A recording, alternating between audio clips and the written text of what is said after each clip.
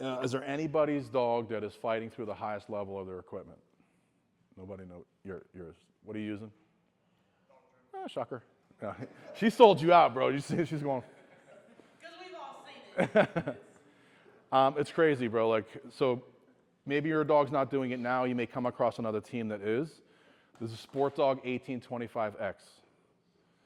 You should need a concealed weapon permit to carry this. Like, there will be another eclipse when you push the button. Like, the light. Yes, you have to jailbreak this. So when you get it, there's an owner's manual that you go into. You have to like touch your head, scratch your ass, jump around 3 times, and touch the collar here, and you can unlock higher levels. There's a little stupid sequence of hitting buttons that you have to do it.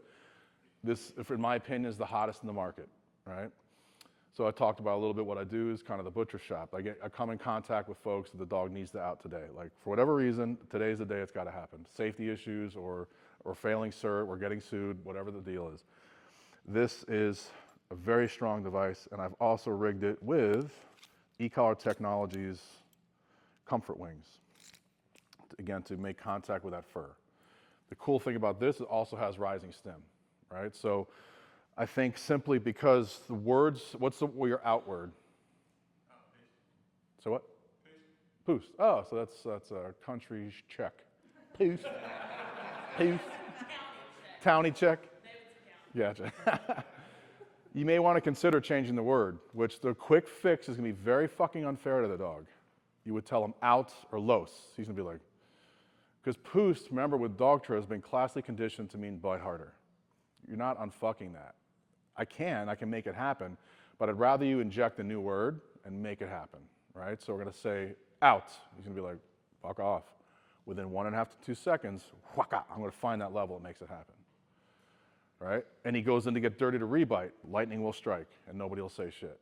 I'm not going to say, I train with some folks that continually say, no, no, no, no, I'm going to create value to later. I'm going to let the dog understand, go operant, understand when you put your teeth back on that material, it's a bad idea until you give him permission. You're going to get in trouble if you go back in for seconds. It's going to happen very quickly. And where do we introduce this? We put the dog on a back tie, giving something he likes to bite. We step away from the fucking dog, out of range, so it's completely a conversation he's having between him and the bite material. You ask him one time, it happens. And then, of course, we have a marker. So the dog does release when we want him to. He's a good boy. He's asking for permission. Choom, fly back in and grab it. Rinse and repeat. And then that's the dead toy on the ground. We were having a conversation outside, grabbing it, puts the dog in orbit. So we're going to separate yourself, conflict-free. It's a conversation between the dog and the toy. You let it go, you get it right back. You don't let go, you're going to get in trouble. Clear communication, and this device will make it happen. And then we're going to get to the point where you are holding it, and then somebody else is holding it, and then it's a sleeve, it's a suit. I like to do the introduction to the suit on the table where we can control the consequences quite a bit. When they have 4 on the floor, especially grass, they can have leverage, they can pull, they can slide. When they're a hostage on the table, we can control the outcome much easier. And this is where people run into problems trying to generalize. Well, shit, last week we got them out on the table. Next training day, which could be a week or 2 weeks later, we bring them to the grass. It's a whole new chapter. So in the same training session, we're getting him to release, and I'm talking about fast out, poof, explosion. While he's biting on the table, before we ask him to out another time, decoy's got him, we unhook the chain, put the dog on the floor, make him out in front of the table.